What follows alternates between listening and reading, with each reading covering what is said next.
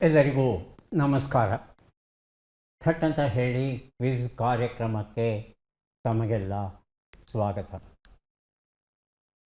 ಆಳರಸರು ಮಾಡಿದಂಥ ದಬ್ಬಾಳಿಕೆಯ ಪಟ್ಟಿಯನ್ನು ನೋಡ್ತಾ ಹೋಯಿತು ಅಂದರೆ ಭಾರತದ ಹೆಸರು ಅದರಲ್ಲಿ ಬರುತ್ತೆ. ಜಲಿಯನ್ ವಾಲಾಬಾಗ್ ಹತ್ಯಾಕಾಂಡ ಹೇಗೆ ಮರೆಯಲಿಕ್ಕೆ ಸಾಧ್ಯ? ಬರೀ ಕೈಗಳಲ್ಲಿ ಬಂದಿದ್ದಂಥ ಹೆಂಗಸರು, ಮಕ್ಕಳು, ಮುದುಕರು ಎಲ್ಲ ಕಡೆ ಗೋಡೆ ಸುತ್ತುವರೆದಿದೆ. ಒಂದು ಸಣ್ಣ ದ್ವಾರ, ತಪ್ಪಿಸ್ಕೊಂಡು ಹೋಗ್ಲಿಕ್ಕೆ ಬೇರೆ ದಾರಿನೇ ಇಲ್ಲ. ಅಂತಹ ಒಂದು ಇಕ್ಕಟ್ಟಾದ ಪ್ರದೇಶದಲ್ಲಿ ಬ್ರಿಟಿಷರು ಗುಂಡುಗಳನ್ನು ಹಾರಿಸ್ತಾರೆ. ಬರೀ ಹಾರಿಸೋದಲ್ಲ, ಗುಂಡುಗಳ ಮಳೆಯನ್ನು ಕರೀತಾರೆ. ತಪ್ಪಿಸ್ಕೊಳ್ಳೋಕೆ ಸಾಧ್ಯವೂ ಆಗಲ್ಲ. ಅದೆಷ್ಟು ಜನ ಜೀವವನ್ನು ಕೊಟ್ಟರು ಆ ಹತ್ಯಾಕಾಂಡದಲ್ಲಿ. ಇದು ಮನುಷ್ಯನ ಇತಿಹಾಸದಲ್ಲೇ ಕಪ್ಪು ಅಕ್ಷರಗಳಲ್ಲಿ ಬರೆದಿಡಬೇಕಾದಂಥ ಒಂದು ದಿನ. ಈ ಜಲಿಯನ್ ವಾಲಾಬಾಗ್ ಹತ್ಯಾಕಾಂಡ ಏನು ನಡೀತು ಉತ್ತರ ಭಾರತದಲ್ಲಿ, ಅಂತಹದ್ದೇ ಒಂದು ಹತ್ಯಾಕಾಂಡ ನಮ್ಮ ಕರ್ನಾಟಕದಲ್ಲೂ ನಡೀತು. ಅದುವೇ ಕರ್ನಾಟಕದ ಜಲಿಯನ್ ವಾಲಾಬಾಗ್ ವಿದುರಾಶ್ವತ್ಥ. ವಿದುರಾಶ್ವತ್ಥ ಬೆಂಗಳೂರಿಗೆ ಹತ್ತಿರದಲ್ಲಿ ಇರುವಂಥ ಸ್ಥಳ. ವಿದುರ ಇಲ್ಲಿ ನೆಟ್ಟಿದಂಥ ಒಂದು ಆಲದ ಮರ ಉಂಟು. ಅದು ಮಹಾಭಾರತ ಕಾಲದಿಂದಲೂ ಇವತ್ತಿನವರೆಗೂ ಉಳಿದು ಬಂದಿದೆ ಅನ್ನೋದು ನಮ್ಮ ನಂಬಿಕೆ. ಆ ಒಂದು ಪ್ರದೇಶ ಬಹಳ ಪ್ರಶಾಂತವಾದ ಪ್ರದೇಶ. ಹತ್ತಿರದಲ್ಲೇ ಒಂದು ಸಣ್ಣ ನದಿಯೂ ಸಹ ಹರಿಯುತ್ತೆ.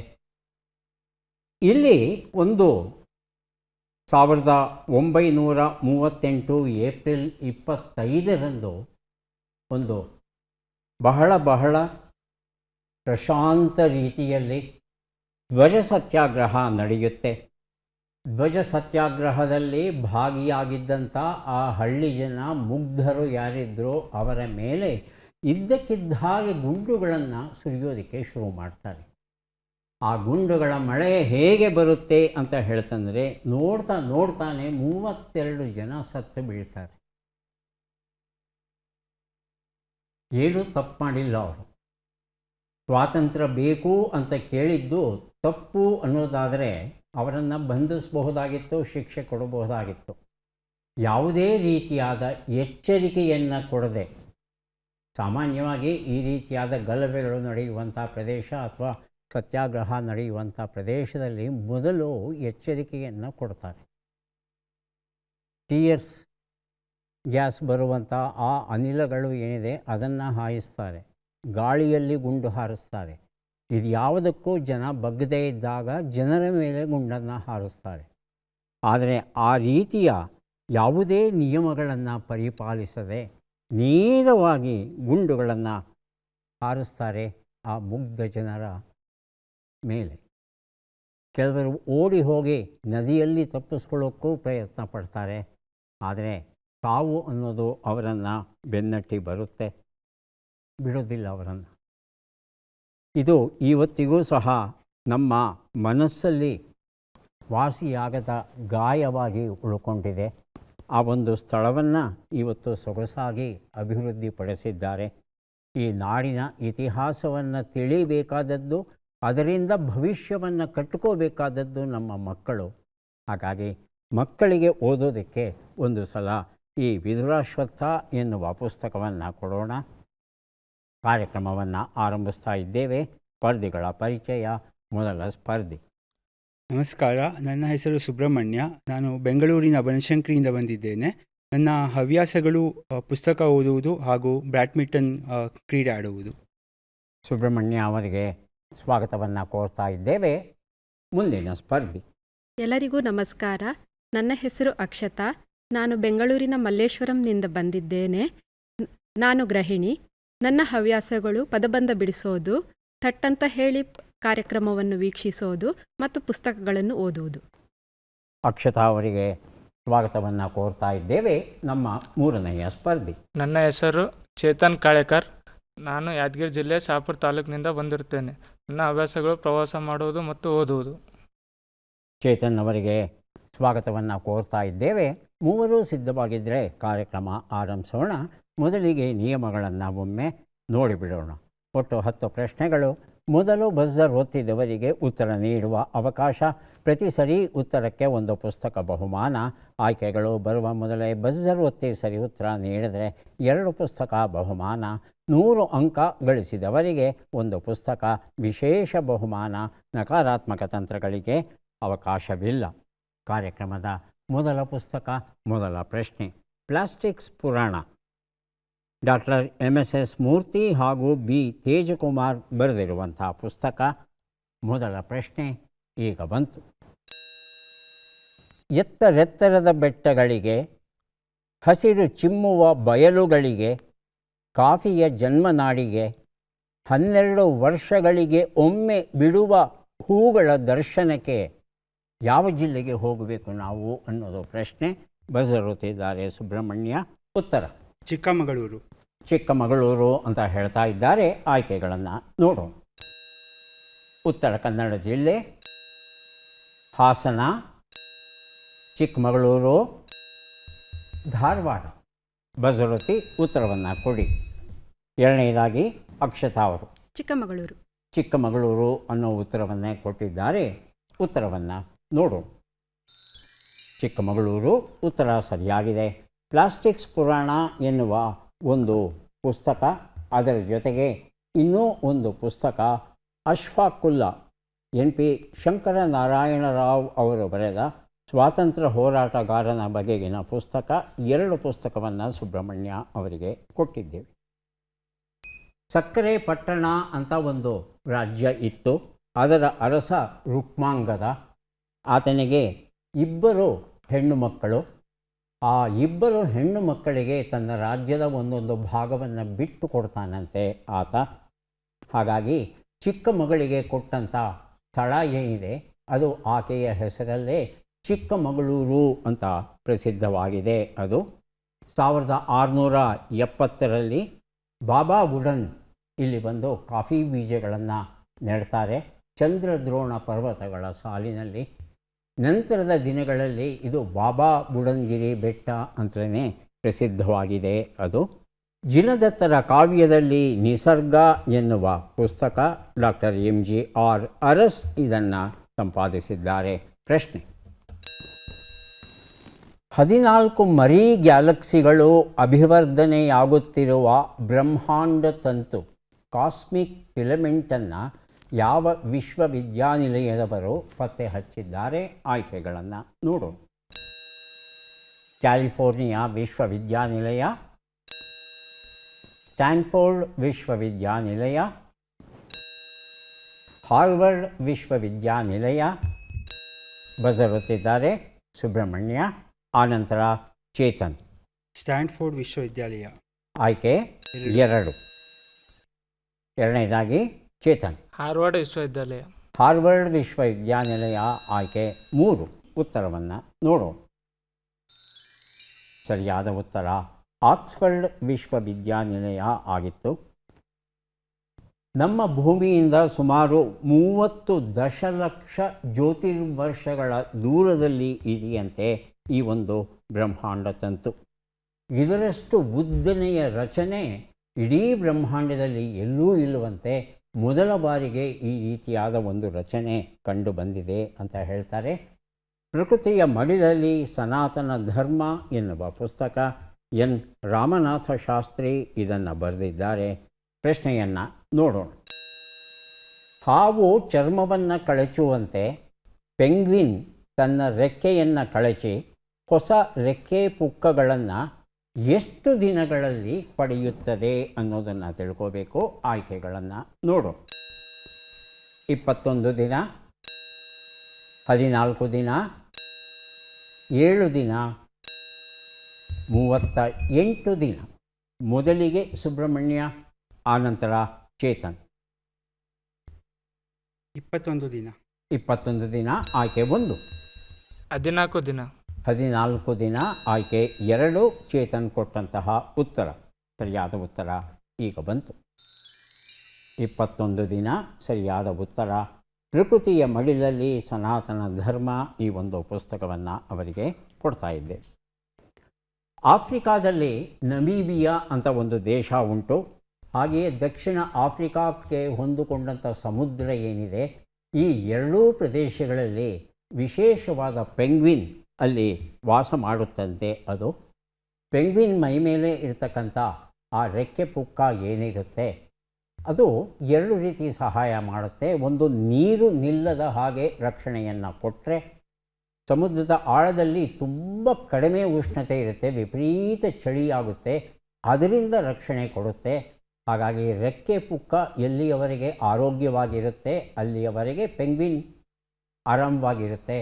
ರೆಕ್ಕೆ ಪುಕ್ಕಕ್ಕೆ ಪೆಟ್ಟಾದರೆ ಅದು ನೀರಿಗೆ ಇಳಿಯೋಕ್ಕೆ ಹೋಗೋದಿಲ್ಲ, ಆ ಚಳಿ ತಡ್ಕೊಳ್ಳೋಕ್ಕಾಗದೆ ಅದು ಅಲ್ಲೇ ಸತ್ತು ಹೋಗುವ ಸಾಧ್ಯತೆ ಇರುತ್ತೆ. ಇಂತಹ ಪೆಂಗ್ವಿನ್ ಏನು ಮಾಡುತ್ತೆ, ವರ್ಷಕ್ಕೆ ಒಂದು ಸಲ ಹಳೆಯ ರೆಕ್ಕೆ ಪುಕ್ಕಗಳನ್ನೆಲ್ಲ ಉದುರಿಸಿ ಹೊಸ ರೆಕ್ಕೆ ಪುಕ್ಕ ಬೆಳೆಯೋದಕ್ಕೆ ಅವಕಾಶ ಮಾಡಿಕೊಡುತ್ತಂತೆ. ಇಂತಹ ದಿನ ಬರುತ್ತೆ ಅಂತ ಮೊದಲೇ ಗೊತ್ತಾಗುತ್ತೆ. ಹಾಗಾಗಿ ಸಿಕ್ಕಾಪಟ್ಟೆ ಆಹಾರವನ್ನು ತಿಂದು ತಿಂದು ತಿಂದು ದೇಹವನ್ನು ಹೆಚ್ಚು ದಪ್ಪ ಮಾಡಿಕೊಳ್ಳುತ್ತೆ, ಕೊಬ್ಬು ಸಂಗ್ರಹ ಮಾಡಿಕೊಳ್ಳೋದಕ್ಕೆ ಅವಕಾಶ ಮಾಡಿಕೊಡುತ್ತೆ. ಆನಂತರ ಒಂದು ಕಡೆ ಹೋಗಿ ಶಿಲೆಯ ಹಾಗೆ ನಿಂತು ಬಿಡುತ್ತೆ, ಆ ಕಡೆ ಈ ಕಡೆ ಅಲ್ಲಾಡೋದೂ ಇಲ್ಲ, ಹಾಗೇ ನಿಂತ್ಕೊಳ್ಳುತ್ತೆ. ಆಗ ಅದರ ಮೈ ತುಪ್ಪಳ ಎಲ್ಲ ಉದುರೋಕ್ಕೆ ಶುರುವಾಗುತ್ತಂತೆ. ವಿಪರೀತ ನವೆ, ನೋವು, ನಾನಾ ರೀತಿಯ ಸಂಕಟಗಳನ್ನು ಅನುಭವಿಸುತ್ತೆ. ಅವೆಲ್ಲ ಉದುರಿ ಹೋದ ಮೇಲೆ ಮತ್ತೆ ಹೊಸದಾಗಿ ಬೆಳೆಯೋದಕ್ಕೆ ಶುರು ಮಾಡುತ್ತೆ. ಈ 21 ದಿನಗಳವರೆಗೆ ಅದಕ್ಕೆ ಊಟ, ತಿಂಡಿ, ನೀರು ಏನೂ ಇಲ್ಲ. ಚೆನ್ನಾಗಿ ತಿಂದು ಬೆಳೆಸ್ಕೊಂಡಿರುತ್ತಲ್ಲ ಕೊಬ್ಬನ್ನು, ಆ ಕೊಬ್ಬನ್ನೇ ಕರಗಿಸ್ತಾ ಅದನ್ನೇ ನಿಧಾನವಾಗಿ ಬಳಸ್ಕೋತಾ ಜೀವವನ್ನು ಹಿಡಿದಿಡುತ್ತಂತೆ. ಆ ನಂತರವೇ ರೆಕ್ಕೆ ಪುಕ್ಕ ಪೂರ್ತಿ ಬಂದಿದೆ ಅಂತ ಮನವರಿಕೆ ಆದಮೇಲೆ ಅದು ನೀರಿಗೆ ಇಳಿದು ಸಾರ್ಡಿನ್ ಅಂತಕ್ಕಂಥ ಮೀನು, ಅದಕ್ಕೆ ತುಂಬ ಇಷ್ಟವಾದ ಮೀನು, ಅದನ್ನು ಹಿಡಿದು ತಿನ್ನುತ್ತೆ. ಆದರೆ ಇತ್ತೀಚಿನ ದಿನಗಳಲ್ಲಿ 60,000 ಪೆಂಗ್ವಿನ್ಗಳು ಮರಣ ಹೊಂದುವಂತೆ. ಇದಕ್ಕೆ ಕಾರಣ ಮನುಷ್ಯನೇ.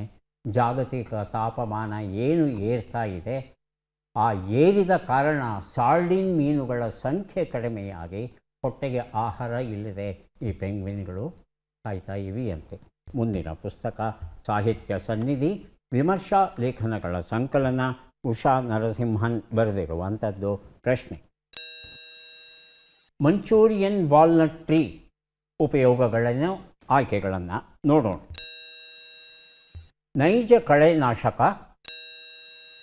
ಪೀಠೋಪಕರಣಗಳ ತಯಾರಿಕೆ, ಔಷಧಗಳ ಭಂಡಾರ, ಎಲ್ಲವೂ. ಮೊದಲಿಗೆ ಬರೆದಿರುತ್ತಿದ್ದಾರೆ ಸುಬ್ರಹ್ಮಣ್ಯ, ಆನಂತರ ಚೇತನ್. ಪೀಠೋಪಕರಣ ಆಯ್ಕೆ 2, ಚೇತನ್. ಎಲ್ಲವೂ. ಆಯ್ಕೆ 4, ಉತ್ತರವನ್ನು ನೋಡೋಣ. ಆಯ್ಕೆ 4 ಉತ್ತರ ಸರಿಯಾಗಿದೆ. ಸಾಹಿತ್ಯ ಸನ್ನಿಧಿ ಈ ಒಂದು ಪುಸ್ತಕವನ್ನು ಚೇತನ್ ಅವರಿಗೆ ಕೊಡ್ತಾ ಇದ್ದೇನೆ. ಈ ಮಂಚೂರಿಯನ್ ವಾಲ್ನಟ್ ಟ್ರೀ ಅಂತ ಕರೀತೀವಲ್ವಾ, ಇದು ಮಂಚೂರಿಯಾ ದೇಶದಲ್ಲಿ ಮೂಲತಃ ಬೆಳೆಯುವಂಥ ಮರ. ಹಾಗಾಗಿ ಅದೇ ಹೆಸರನ್ನು ಇಟ್ಟಿದ್ದಾರೆ. ಈ ಮಂಚೂರಿಯನ್ ವಾಲ್ನಟ್ ಟ್ರೀ ನಮ್ಮ ದೇಶದಲ್ಲಿ ಸದ್ಯಕ್ಕೆ ಬೆಳೀತಾ ಇಲ್ಲ. ಈ ಮರದ ವಿಶೇಷ ಏನು ಅಂದರೆ, ಇದು ಜುಗ್ಲೋನ್ ಅಂತಕ್ಕಂಥ ಒಂದು ರಾಸಾಯನಿಕ ವಸ್ತುವನ್ನು ಉತ್ಪಾದನೆ ಮಾಡುತ್ತೆ. ಈ ರಾಸಾಯನಿಕ ವಸ್ತು ಏನು ಮಾಡುತ್ತೆ, ಹತ್ತಿರದಲ್ಲಿ ಯಾವ ಒಂದು ಗಿಡವೂ ಬೆಳೆಯದ ಹಾಗೆ ಅದನ್ನು ನಾಶ ಮಾಡ್ತಾ ಹೋಗುತ್ತಂತೆ. ಅಷ್ಟು ಶಕ್ತಿಶಾಲಿಯಾದದ್ದು ಈ ಜುಗ್ಲೋನ್ ಅಂತಕ್ಕಂಥ ರಾಸಾಯನಿಕ ವಸ್ತು. ಹಾಗೆಯೇ ಇದರಿಂದ ಅನೇಕ ರೀತಿಯ ಔಷಧಗಳನ್ನು ತಯಾರು ಮಾಡಬಹುದಂತೆ. ಮುಂದಿನ ಪುಸ್ತಕ ಮತ್ತು ಪ್ರಶ್ನೆ: ವಚನ, ಜೀವನ ಮಾರ್ಗದರ್ಶನ, ಡಾಕ್ಟರ್ ಶಶಿಧರ ಕುಂಬಾರ, ಡಾಕ್ಟರ್ ಸಾಸ್ವೆಹಳ್ಳಿ ಸತೀಶ್ ಸಂಪಾದಿಸಿರುವ ಕೃತಿ. ಪ್ರಶ್ನೆ: ಬಿಟ್ಟ ಅಕ್ಷರಗಳನ್ನು ತುಂಬಿ.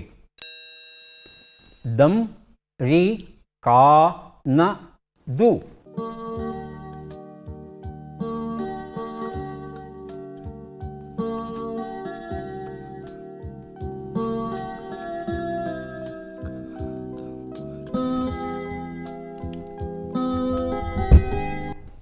ಬರೆದಿರುತ್ತಿದ್ದಾರೆ ಅಕ್ಷತಾ. ಕಾದಂಬರಿಕಾರನ ಬದುಕು. ಇನ್ಯಾರಾದರೂ ಉತ್ತರ ಕೊಡ್ತೀರಾ? ಉತ್ತರವನ್ನು ನೋಡೋಣ. ಕಾದಂಬರಿಕಾರನ ಬದುಕು ಉತ್ತರ ಸರಿಯಾಗಿದೆ. ಜೀವನ ಮಾರ್ಗದರ್ಶನ ಈ ಒಂದು ಪುಸ್ತಕವನ್ನು ಅಕ್ಷತಾ ಅವರಿಗೆ ಕೊಟ್ಟಿದ್ದೇನೆ. ಈಗ ಕೊಡ್ತಾ ಇದ್ದೇವೆ ಕೆ.ವೈ. ನಾರಾಯಣಸ್ವಾಮಿ ಅವರು ಬರೆದ ಮತ್ತೆ ಮುಖ್ಯಮಂತ್ರಿ ಎನ್ನುವ ನಾಟಕ ಪ್ರಶ್ನೆ. ಈ ಕೆಳಗಿನ ಲೆಕ್ಕಗಳನ್ನು ಪೂರ್ಣಗೊಳಿಸಿ ಉತ್ತರಗಳನ್ನೆಲ್ಲ ಕೂಡಿ ಅಂತಿಮ ಉತ್ತರವನ್ನು ನೀಡಿ. ಲೆಕ್ಕಗಳು ಈಗ ಬಂತು. 76 ಕೂಡು 30, 78 ಕಳೆ 48, 22 ಗುಣಿಸು 9, 264 ಭಾಗಿಸು 8.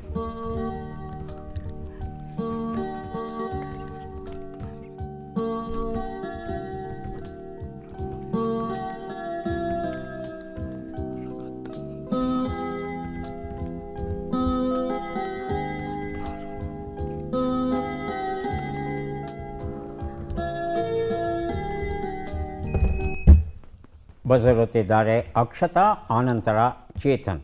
ಅಕ್ಷತಾ 367 3, 6, 7. ಹೇಳಿ ಚೇತನ್. 377. ಭಿನ್ನವಾದ ಉತ್ತರ.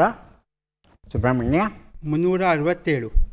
ಅಂದರೆ ಅಕ್ಷತಾ ಅವರು ಕೊಟ್ಟಂಥ ಉತ್ತರವನ್ನೇ ತಾವು ಕೊಡ್ತಾ ಇದ್ದೀರಿ. ಉತ್ತರವನ್ನು ನೋಡ್ತಾ ಹೋಗೋಣ.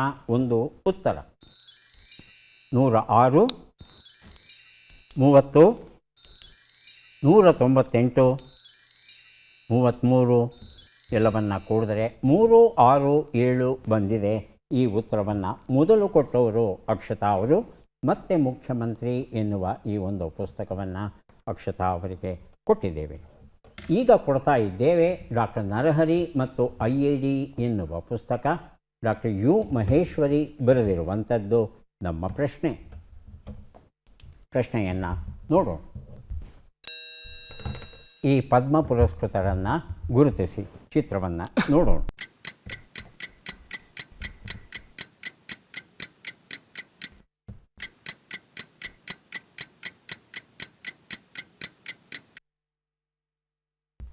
ಆಯ್ಕೆಗಳನ್ನು ನೋಡೋಣ.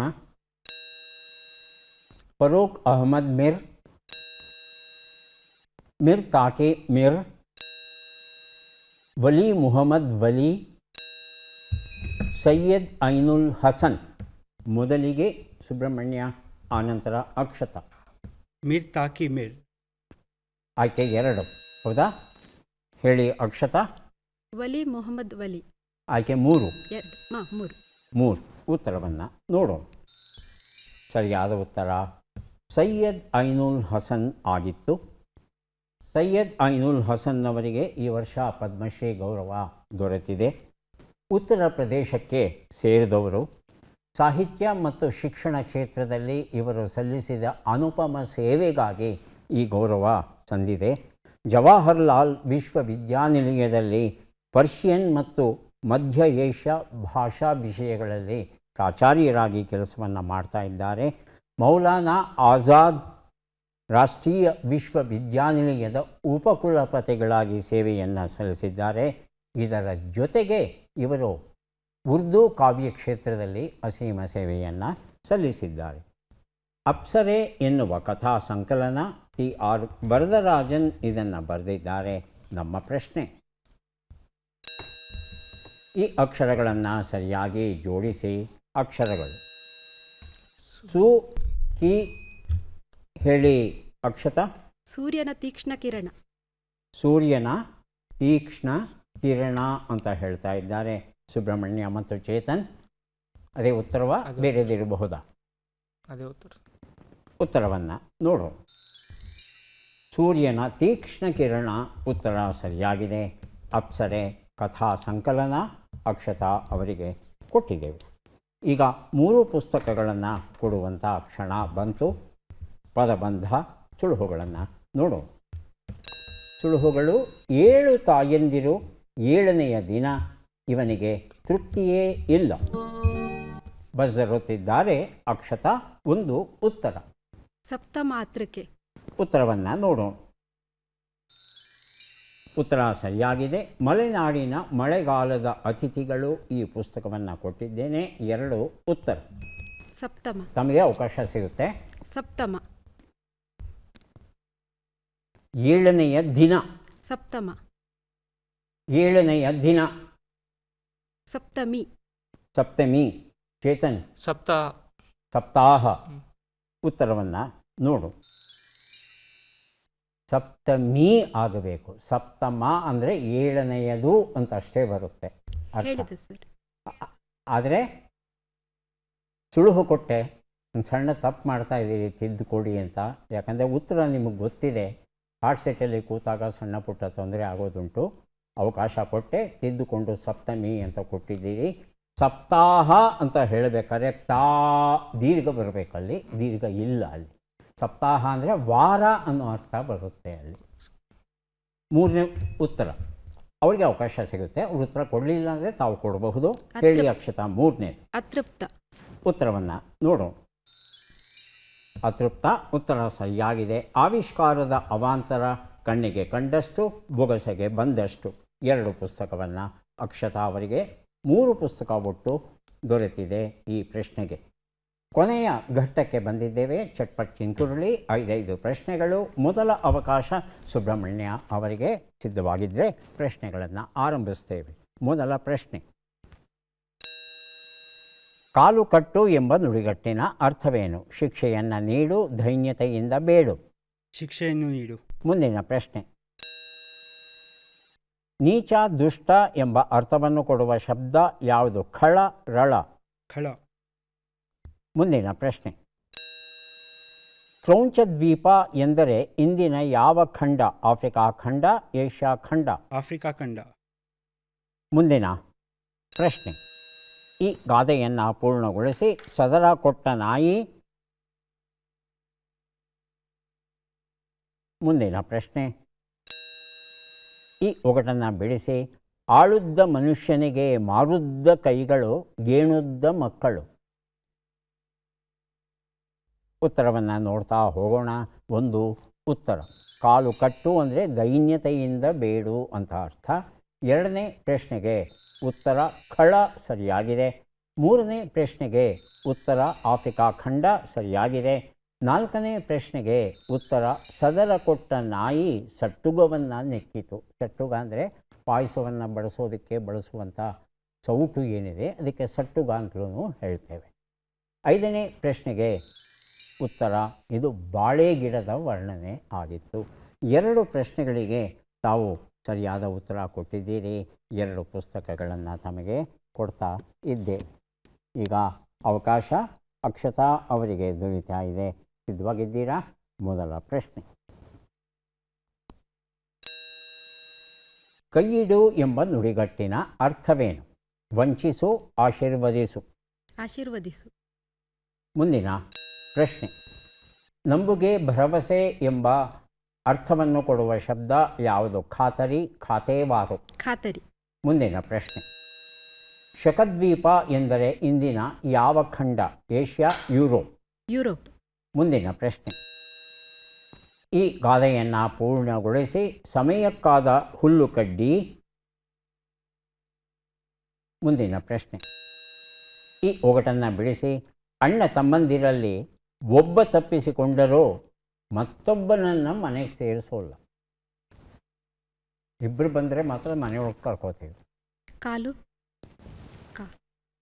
ಕಾಲಿರ್ಬೋದು. ಕಾಲು. ಕಾಲಿನಿಂದ ಬೇರೆ ಮಾಡೋಕ್ಕಾಗುತ್ತೆ?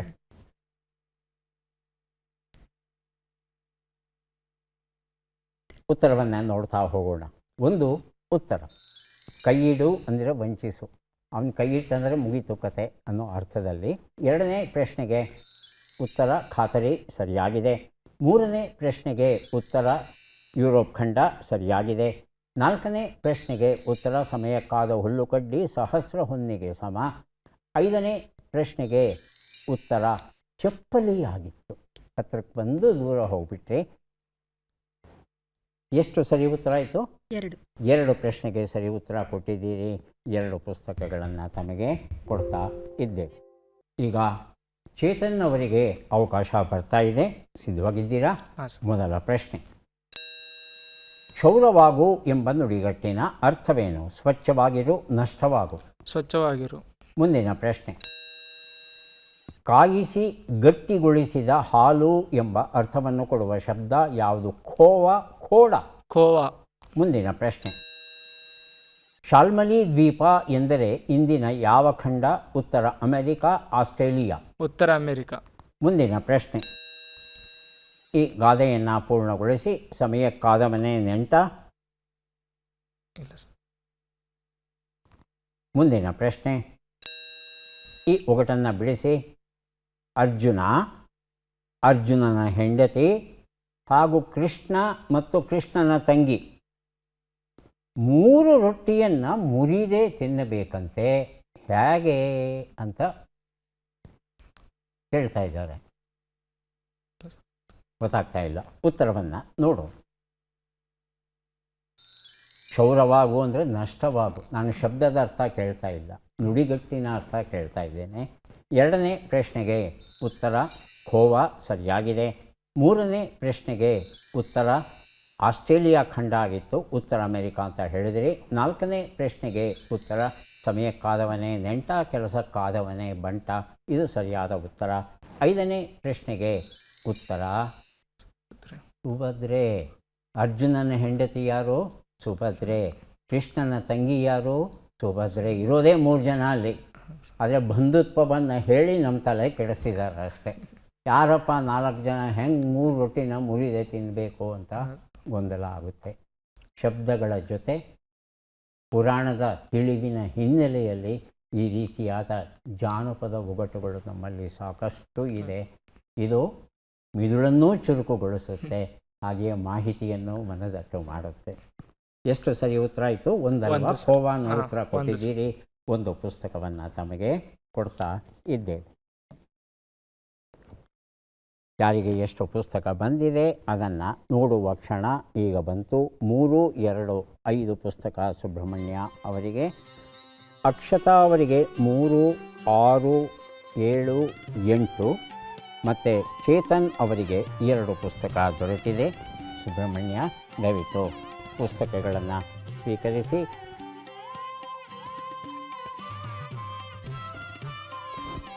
ದಯವಿಟ್ಟು ಪುಸ್ತಕಗಳನ್ನು ಸ್ವೀಕರಿಸಿ.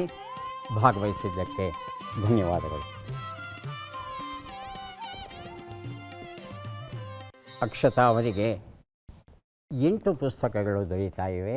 ಅಭಿನಂದನೆಗಳು.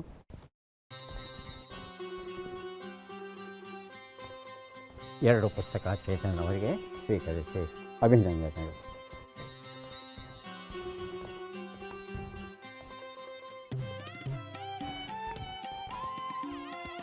ಡಿಸೆಂಬರ್ 21 ಅತ್ಯಂತ ಸುದೀರ್ಘವಾದ ರಾತ್ರಿ. ಬೆಂಗಳೂರಲ್ಲಿ ಇದು 13 ಗಂಟೆಗಳ ಕಾಲ ಇರುತ್ತಂತೆ.